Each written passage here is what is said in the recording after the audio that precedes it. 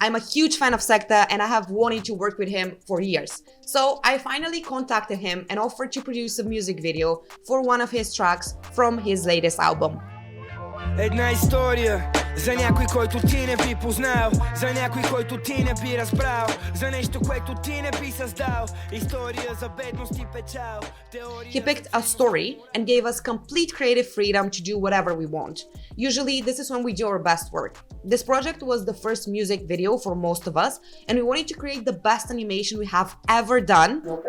We had our work cut out for us, facing challenges like having too many lyrics, saying a lot of things in a short time. But we couldn't have the scenes change so quickly because the video would have been an inconsistent mess. This is why we had to find one visual metaphor that said a lot of things for the entire verse. This is when we decided to combine a lyrics video with an animated one. The lyrics are really strong and dark, so we had to figure out how literal should the visuals be and how to set the mood. We came up with the idea of the photo album because the lyrics are really personal. A hand-drawn style would give the video a unique look and add to the emotional mood of the track. The scenes had to make sense as a standalone image, while the animation made them dynamic instead of changing the whole action. We wanted to also use the cover art for the album as a starting point and give the video the same vibe. So we sent our concepts to Sekta, and after he greenlighted them, it was Nikki's turn to do her magic in Photoshop. Историята е една, колко възможни края ли са копале не знам, откакто се помня се боря за... The entire project was super new and exciting for me, as I've never done a music video for an artist before. The illustrations had to be painted entirely in Photoshop, while at the same time I had to draw them in a way that will make them possible to animate. To me, it was important to create a hand-drawn look and to express the bleak feeling of the song. I used a lot of textures and abstract elements to make everything look less clean and ordered. For the characters, I wanted to create an apparent contrast between Sekta and the others. While Sekta is more realistic, the other characters are stylized that emphasize that they're a figment of his memories.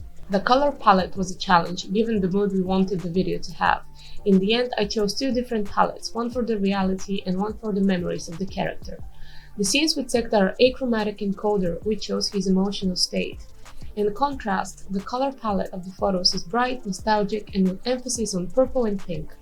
The images of the characters are vivid, almost as if they're even more real than the reality of the main character. The composition of the scenes is static and tight, which gives them a feeling of claustrophobia, like being stuck. In the scenes with Sekta, I used a lot of horizontal and vertical compositions to show that although he's telling a story, the character is deep into his thought rather than trying to get out of his head. After Sekta liked the illustrations and storyboard, it was time for Andy to give them a groove in After Effects.